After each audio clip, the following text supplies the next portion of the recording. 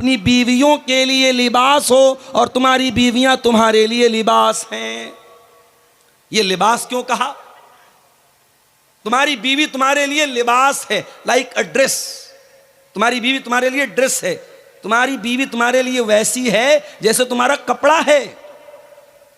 भाई बीवी का कपड़े से क्या ताल्लुक है? कपड़ा हमेशा बदन के साथ लगा रहता है। आप रात में सोते हैं तो भी बनियाइन और लुंगी के साथ सोते हैं। बीवी शौहर के लिए लिबास है, शौहर बीवी के लिए लिबास है। दोनों एक दूसरे के साथ अटैच्ड हैं, एक दूसरे से संबंधित हैं, एक दूसरे से बंधे हुए हैं, दोनों अलग नहीं हो सकते। मैं अभी तकरीर करने के पहले कपड़ा चेंज करना था। मैंने डॉक्टर साहब से कहा थोड़ा कोई कमरा दे दीजिए, मैं कपड़ा चेंज करूं। आदमी भी कपड़ा चेंज करता है तो अकेले में चेंज करता है, और औरत तो करती है। हम किसी के सामने बगैर कपड़े के रहना पसंद नहीं करते। कपड़ा हमारी इज्जत पर पर्दा डालता है, कपड़ा हमारे ऐब पर पर्दा डालता है। कुरान क्या कह रहा है? हुन्ना लिबासुल लकुम व अंतुम लिबासुल लहुन्ना। तुम्हारी बीवियां तुम्हारे लिए लिबास हैं, वो तुम्हारे ऐब के ऊपर पर्दा डालती हैं और तुम अपनी बीवियों के ऐब पर पर्दा डालते हो। अगर शौहर बीवी के ऐब पर पर्दा न डाले और बीवी शौहर के ऐब पर पर्दा न डाले तो मियाँ बीवी होने का कोई मतलब नहीं। जो बीवी शौहर की बुराई करे, जो शौहर बीवी की बुराई करे, बीवी शौहर की गीबत करे, शौहर बीवी की गीबत करे, तो समझो वो एक दूसरे के लिबास नहीं है। लिबास तो पर्दा डालता है, लिबास तो एक दूसरे के ऐब को छुपाता है। अच्छा, लिबास का एक मकसद और भी है। मैं तकरीर करने के लिए आता हूं, सदरी पहनता हूं। बहुत सारे उलमा शेरवानी पहनते हैं। बांग्लादेश के या बंगाल के अक्सर उलमा जो आते हैं, मैं देखता हूं लंबा वाला जुब्बा पहनते हैं। क्यों पहनते हैं भाई? हर आदमी की अपनी एक चॉइस है, और इस्लाम ने इसीलिए लिबास में कोई लिमिटेशन नहीं रखी, कोई पाबंदी नहीं रखी कि आप कुर्ता ही पहनो, आप जुब्बा ही पहनो, आप पैंट शर्ट ही पहनो। इस्लाम ने कुछ कंडीशन बताई। मर्द का कपड़ा टखने के नीचे नहीं होना चाहिए, औरत का कपड़ा टखने के ऊपर नहीं होना चाहिए, मर्द और औरत दोनों का कपड़ा इतना ट्रांसपेरेंट नहीं होना चाहिए कि बदन नजर आए, इतना टाइट नहीं होना चाहिए कि बदन के जो पार्ट्स ऑफ बॉडी हैं, जो शरीर के अंग हैं, वो नजर आए।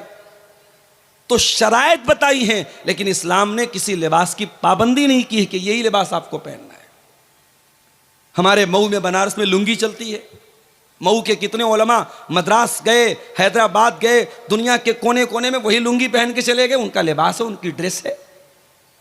तो लिबास हमारी पहचान होती है। अल्लाह फरमा रहा हुन्ना लिबासुल लकुम, तुम्हारी बीवियां तुम्हारा लिबास हैं।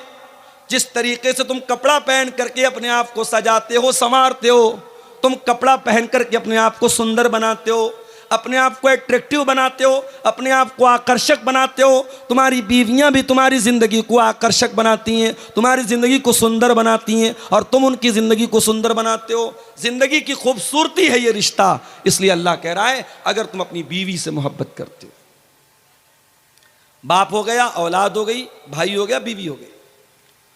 उसके बाद फरमाया वाशीरतुकुम, और अगर तुम अपने खानदान से, अपनी बिरादरी से, अपने कबीले से मोहब्बत करते हो। आपके यहाँ शेरशाबादी बिरादरी है, बहुत अच्छा मुझे लगता है जब मैं ये देखता हूँ। एक इत्तेहाद है। अभी किसी नेता के बारे में मैंने सुना कि उन्होंने शेरशाबादी बिरादरी के बारे में कुछ उल्टा सीधा बोला। सारी एसोसिएशन, जो शेरशाबादी एसोसिएशन है, वो खड़ी हो गई कि नहीं साहब, गलत बोला गया। होना चाहिए अपनी कौम के लिए, अपनी बिरादरी के लिए ये यूनिटी होनी चाहिए। झारखंड के इलाकों में जाता हूं, पाकुड़, साहेबगंज, गोड्डा का इलाका एक तरफ से पूरे अंसारियों का इलाका है, अंसारी कौम है वहां पे। बंगाल में आप चले जाएं, वहां बहुत सारे लोग अपने नाम के साथ शेख लिखते हैं, शेख लोगों का इलाका है। तो बिरादरी का होना कोई खराब बात तो नहीं है। खराब बात क्या है? इंसान अपनी बिरादरी पर फख्र करे और दूसरी बिरादरी को हकीर समझे। अल्लाह ने फरमाया वाशीरतुकुम, अगर तुम्हें अपनी बिरादरी के ऊपर, अपने खानदान के ऊपर अगर तुम्हें मोहब्बत, तुम उससे मोहब्बत करते हो तो कोई मसला नहीं, कोई प्रॉब्लम नहीं है, कर सकते हो। खानदान और बिरादरी की मोहब्बत नेचुरल है। उसके बाद फरमाया व अमवालुन इक़्तरफ़्तुमूहा, और वो माल जिसको तुम कमा कमा करके मेहनत कर करके कमाते हो लाते हो, अगर तुम अपने माल से मोहब्बत करते हो तब भी कोई प्रॉब्लम नहीं है। यह अलग बात है कि मेहनत से कमाया हुआ वो माल हमारा नौजवान जुए में जाकर के बर्बाद कर देता है, मेटा ओजोन में जाके बर्बाद कर देता है, क्रिप्टो करेंसी में ले जाके बर्बाद कर देता है। हमारे नौजवान को क्या चाहिए? बैठे बिठाए पैसा चाहिए। कोई कंपनी आती है, साहब 1 लाख रुपया लगा तो हर महीने 15,000 देंगे, हमारा नौजवान झट से तैयार हो जाता है। बैठे बिठाए पैसा किसको बुरा लगता है? मुंबई और हैदराबाद के मुसलमानों का करोड़ों रुपया, ऐसी ही एक कंपनी आई थी, उसने दावा किया था 1 लाख रुपया आप लगाओ, हम 3,000 रुपया हर महीने आपको देंगे, हम बिजनेस करेंगे, आपके पैसे से आपको प्रॉफिट देंगे। दुनिया का कौन सा ऐसा कारोबार है जिसमें सिर्फ प्रॉफिट होता है? मेरे भाई, कारोबार का मतलब प्रॉफिट और लॉस दोनों होता है। इंडियन शेयर मार्केट पिछले 1 महीने में धड़ाम धड़ाम गिर रही है, आज भी मार्केट काफी गिरी हुई है। तो मार्केट का काम है अप एंड डाउन होना, कभी चढ़ती है कभी उतरती है। कंपनी ने दावा किया कि नहीं साहब आप हमारे यहां 1 लाख रुपया लगाओ, कभी 3,000 मिलेगा, कभी 3,100 मिलेगा, कभी 2,900 मिलेगा, एक नियर अबाउट आपको 3,000 रुपया मिलेगा। अब जिसके पास 10 लाख रुपया था उसने सोचा यार 10 लाख लगा तो 30,000 रुपया महीना मिलेगा। मुंबई के अंदर लोगों ने फ्लैट बेच दिया अपना, 50 लाख का फ्लैट था, बेच दिया कि 50 लाख लगाऊंगा हर महीने 1.5 लाख रुपया मिलेगा, क्या बुरा है। मकान बेच दिया, फ्लैट बेच दिया, किराए पे रहने लगे, कंपनी सारे लोगों का पैसा लेके भाग गई, आज सब बेचारे रो रहे हैं। तो मेरे भाइयों, ये पैसा जो आप मेहनत से कमाते हैं, अपने नौजवानों से कहना चाहूंगा इसको जुए में बर्बाद मत करना। ये मेटा ओजोन, ये क्रिप्टो करेंसी और ये शेयर मार्केट की बहुत सारी नाजायज शक्लें, शेयर मार्केट की सारी शक्लें नाजायज नहीं हैं, उसकी बहुत सारी शक्लें जायज भी हैं, उसको बैठ करके डिस्कस किया जा सकता है, लेकिन बहुत सारी शक्लें शेयर मार्केट की नाजायज हैं। तो शेयर मार्केट हो गई, क्रिप्टो मार्केट हो गई, इसी तरीके से आजकल ये जो है कमोडिटी मार्केट चल रही है, सोने और चांदी का कारोबार हो रहा है। इन तमाम चीज़ों में जो एक ये गारंटीड मुनाफा है, और ये है कि साहब हम पैसा लगा के करोड़पति बन जाएंगे, 100 रुपया लगा के 1000 कमा लेंगे, ये जुआ है, इसमें अपने पैसे को बर्बाद मत करो मेरे भाई। कुरान कह रहा है व अमवालुन इक़्तरफ़्तुमूहा, अगर अपने माल से तुम मोहब्बत करते हो, जिस माल को तुम मेहनत से कमा कमा करके इकट्ठा करते हो। कोई इंसान अगर ये बोले साहब हमको माल से मोहब्बत नहीं है, झूठ बोल रहा है, वो झूठा है, मक्कार है। माल से मोहब्बत तो नेचुरल चीज है मेरे भाई। अब ये अलग बात है, किसी को माल से इतनी मोहब्बत होती है कि माल कमाने के चक्कर में हलाल हराम की परवाह भी नहीं करता। माल से इतनी मोहब्बत होती है, ज़कात नहीं निकालता, दान नहीं करता, चंदा नहीं करता। करोड़ों की हैसियत है, मोहल्ले में मदरसे का चंदा हो रहा है, मस्जिद का चंदा हो रहा है, ये 10,000 दे सकता है, ये 1 लाख दे सकता है, ये चंदा देता है 500 रुपया, इसके पास पैसा तो है, दिल नहीं है। तो किसी के दिल में माल की ज़्यादा मोहब्बत है, किसी के दिल में कम मोहब्बत है, मगर माल से मोहब्बत सबको है। उसके बाद फरमाया व तिजारतुन तख्शौन कसादहा, और ए ईमान वालो, अगर तुम अपने बिजनेस से, अपने कारोबार से, अपने व्यापार से, अपने धंधे से, अपनी दुकान से मोहब्बत करते हो, जिस कारोबार के बारे में तुम्हें यह डर होता है कि कहीं घाटा ना हो जाए, हर कारोबारी को यही डर रहता है घाटा ना हो जाए, तो ये 7 चीज हो गई। और 8वीं चीज व मसाकिन तरदौनहा, और ऐ मुसलमानों, अगर तुमको अपने घर बार से मोहब्बत है, अपने मकान से मोहब्बत है, अपनी बिल्डिंग से मोहब्बत है, माँ बाप से मोहब्बत, औलाद से मोहब्बत, भाई से मोहब्बत, बीवी से मोहब्बत, खानदान से मोहब्बत, माल से मोहब्बत, तिजारत से मोहब्बत, घर बार से मोहब्बत, अल्लाह ने 8 चीज़ों का नाम लिया। और 8 चीज़ों का नाम लेने के बाद अल्लाह क्या कहता है, ज़रा गौर कीजिएगा। अहब्ब इलैकुम मिनल्लाहि व रसूलिही व जिहादिन फी सबीलिही। अगर इन 8 चीज़ों की मोहब्बत तुम्हारे दिल में अल्लाह से ज़्यादा हो जाए, रसूल से ज़्यादा हो जाए और अल्लाह की राह में जिहाद से ज़्यादा हो जाए, फतरब्बसू, तो तुम अल्लाह के अज़ाब का इंतज़ार करो, हत्ता यअतियल्लाहु बिअम्री, अल्लाह ताला अपने अज़ाब को सामने लाएगा। पता ये चला आप मोमिन हैं, आप मुसलमान हैं, आपके दिल में सबसे ज्यादा मोहब्बत किसकी होनी चाहिए? अल्लाह की और उसके रसूल की होनी चाहिए। दुनिया की सारी मोहब्बतें इन 2 मोहब्बतों पर कुर्बान है मेरे भाई। अब मैं अपने तकरीर के असल टॉपिक की तरफ आ रहा हूं। हमें अपने रसूल से मोहब्बत तो करनी है, सवाल ये पैदा होता है कितनी मोहब्बत करनी है। कुरान करीम जवाब देता है, अन्नबिय्यु औला बिल मोमिनीना मिन अनफुसिहिम, के नबी मोमिन नबी से ईमान वाले अपनी जान से ज़्यादा प्यार करते हैं, ईमान वाले नबी से अपनी जान से ज़्यादा मोहब्बत करते हैं, जान से बढ़ के अपने नबी से प्यार होना चाहिए। अब आप कहेंगे मौलवी साहब ये कैसे पॉसिबल है, जान से बढ़ के कोई कैसे प्यार कर सकता है? आइए मैं आपको एग्जाम्पल देता हूँ।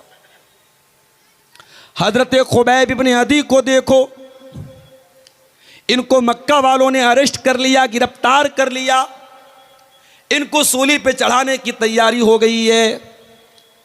मक्का वालों ने कहा, खुबैब कोई आखिरी ख्वाहिश, कोई अंतिम इच्छा अगर हो तो बता दो। कहा कि मैं 2 रकात नमाज पढ़ना चाहता हूं। क्या ठीक है, 2 रकात नमाज पढ़ लो तुम। और आज भी दुनिया में तकरीबन हर कंट्री में, हर देश में फांसी देने से पहले और सजाए मौत देने से पहले मरने वाले की अंतिम इच्छा पूछी जाती है, और अगर पूरी करने लायक होती है तो पूरी भी करवाई जाती है। खुबैब इब्ने अदी ने कहा मैं 2 रकात नमाज पढ़ना चाहता हूं। कहा ठीक है पढ़ लो। हजरत खुबैब इब्ने अदी ने हल्की 2 रकात नमाज पढ़ी, सलाम फेरा। कहा है मक्का वालों, अगर इस बात का डर न होता कि कहीं तुम ये न समझने लगो मैंने मौत के डर से नमाज को लंबा किया है, तो मैं थोड़ी और लंबी नमाज पढ़ता। कहा है खुबैब एक बात बताओ, क्या तुम ये तसव्वुर कर सकते हो कि हम तुम्हें छोड़ दें और तुम्हारी जगह तुम्हारे नबी को सूली चढ़ा दें? नऊजुबिल्लाह।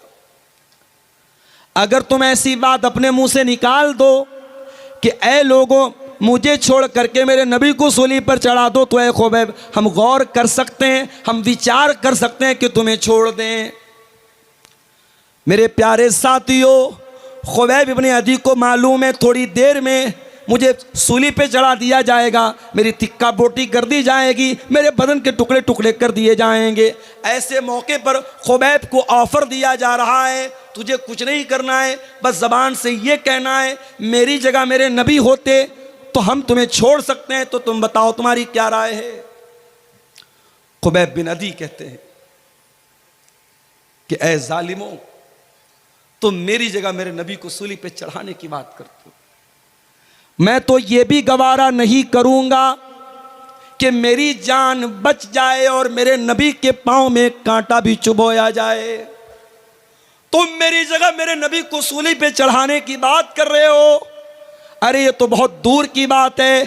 खुबैब तो ये भी गवारा न करेगा कि खुबैब की जान को बख्श दिया जाए, खुबैब को रिहा कर दिया जाए और बदले में खुबैब के नबी के पांव में कांटा चुभोया जाए। अल्लाह अकबर।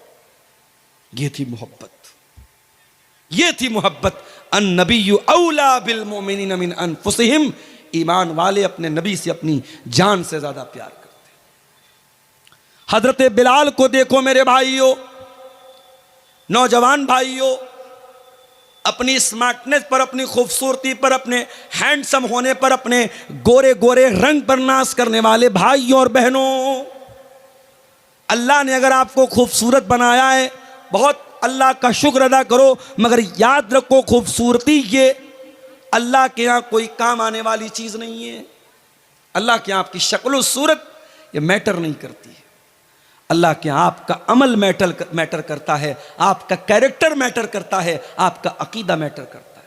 बड़े स्मार्ट हैं, बड़े हैंडसम हैं, दुनिया में कोई देखता है बड़ी तारीफ करता है, यार ये बंदा बड़ा खूबसूरत लगता है, ये लड़की बड़ी खूबसूरत है। दुनिया वालों के कॉम्प्लीमेंट हासिल करने के लिए, दुनिया वालों की तारीफ हासिल करने के लिए अपने गोरे गोरे रंग पर नाश करने वालों, अपनी गोरी चमड़ी पर नाश करने वालों, बिलाल कोई गोरा तो न था, बिलाल कोई हैंडसम तो न था, बिलाल कोई स्मार्ट तो न था, बिलाल का रंग काला था। बिलाल हबशा के गुलाम थे। उनका मालिक उमैया बिन खल्फ उनको अरब की तपती हुई रेत पर लिटाता था और कहता था, ए बिलाल हम तुम्हें छोड़ देंगे, बस एक बार तुम ये कह दो, इस्लाम का इनकार कर दो और मोहम्मद के दीन का इनकार कर दो और हमारे 360 बुतों की इबादत का इकरार कर लो, ए बिलाल हम तुम्हें छोड़ देंगे। ए बिलाल तेरे ईमान का क्या कहना, तेरी इस्तिकामत का क्या कहना, तेरे दिल में रसूल की मोहब्बत का क्या कहना। बिलाल उस तपती हुई रेत पर लेटे हुए, सीने पर गरम पत्थर रखा हुआ है, बिलाल की सीने की चर्बी अरब की तपती हुई रेत में पिघल रही है, मगर बिलाल की ज़बान से क्या निकलता है, अहद अहद अहद, नहीं नहीं ऐ उमैया बिन खल्फ तू कान खोल करके सुन ले, मैं एक अल्लाह की तौहीद पर ईमान ला चुका हूँ, अब तौहीद से कॉम्प्रोमाइज़ करने वाला नहीं हूँ, अब तौहीद से समझौता करने वाला नहीं हूँ। तौहीद से बढ़ के कुछ नहीं है मेरे भाई, मिनिस्टर का ओहदा भी नहीं है, गांव का प्रधानी तो छोड़ दो, विधायक की विधायकी तो छोड़ दो, सांसद की सांसदी तो छोड़ दो, मिनिस्टर की मिनिस्ट्री और बादशाह की बादशाहत, ये तौहीद से बढ़ के नहीं है मेरे भाई। उत्तर प्रदेश की एक लीडर के बारे में मैंने बोला और कटिहार के इन यूट्यूबर्स ने उसका फोटो लगा करके डाल दिया, हमारे कुछ साथियों ने हम पर एतराज़ कर दिया, आपको क्या हक पहुंचता है, हमारी कौम की एक लीडर है, एक लड़की है, बहुत अच्छी लड़की है, हमेशा दुपट्टा अपने सर पे रखती है और परंपरा के साथ रहती है, इज्जत के साथ रहती है, अगर वो किसी इबादत खाने में चली गई और उसने दो चार उनकी इबादत में हिस्सा ले लिया तो आपको क्या अधिकार पहुंचता है कि आप तकरीर में उस पर एतराज़ करें। मैंने कहा पहली बात तो मैंने नाम नहीं लिया था, मैंने नाम नहीं लिया था, ये यूट्यूबर्स की हरकत है, नाम न लो ये फोटो चिपका देंगे, तकरीर कुछ रहेगी ये उस पर थंबनेल लगाएंगे, मियाँ बीवी शादी के बाद कैसे मिलें, एक गंदी सी तस्वीर लगा देंगे और मियाँ बीवी कैसे मिलें। अब हमारा नौजवान उत्सुकतावश और उसमें ये देखने के लिए कि मौलाना ने क्या बयान किया है, जब उसको सुनेगा तो कहेगा खोदा पहाड़ निकली चूहिया। ये हमारे यूट्यूबर्स की हरकत है, इनको व्यू हासिल करना है, कुछ भी थंबनेल लगा देंगे, कुछ भी उस पर लगा देंगे।